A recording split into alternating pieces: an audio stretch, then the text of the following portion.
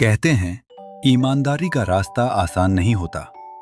कभी कभी इस रास्ते पर चलने के लिए अपनों को भी खोना पड़ता है।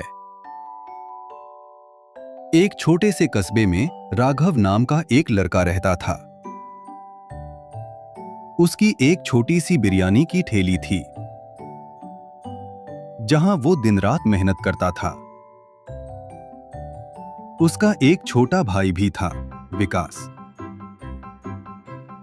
दोनों साथ बड़े हुए थे, लेकिन सोच में बहुत फर्क था। हम कम कमाएंगे, लेकिन गलत नहीं करेंगे। भैया, आज के जमाने में सीधा आदमी कुछ नहीं कर पाता, थोड़ा जुगाड़ लगाना पड़ता है। बेटा, रोटी कम खा लेना, लेकिन गलत कमाई कभी मत करना। एक दिन बाबूजी की तबीयत बहुत खराब हो गई। डॉक्टर ने कहा इलाज जल्दी करना पड़ेगा, लेकिन पैसे बहुत कम थे। भैया, अगर थोड़ा शॉर्टकट ले लें तो बाबूजी बच सकते हैं। नहीं विकास, मैं गलत रास्ता नहीं अपनाऊंगा। समय बीतता गया और एक दिन बाबूजी हमेशा के लिए चले गए। ये सब तुम्हारी वजह से हुआ। अगर तुम पैसे ले लेते तो बाबूजी आज जिंदा होते। उस दिन दोनों भाई अलग हो गए। कुछ साल बाद राघव अपनी छोटी सी दुकान चला रहा था। लोग कहते थे, यहाँ बिरयानी में स्वाद भी है और सच्चाई भी। एक रात एक आदमी आया। भाई, जल्दी एक प्लेट पैक कर दो। राघव ने खाना दिया और वो आदमी पैसे देकर चला गया।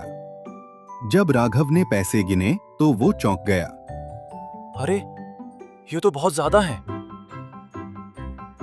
उसके हाथ में 50,000 रुपए थे। उसके दिमाग में विकास की बातें गूंजने लगीं। जुगाड़ से ही काम चलता है। और फिर बाबूजी की आवाज, बेटा, रोटी कम खा लेना, लेकिन गलत कमाई कभी मत करना। अगर ये पैसे रख लूं तो सब ठीक हो सकता है, लेकिन क्या मैं सही रह पाऊंगा?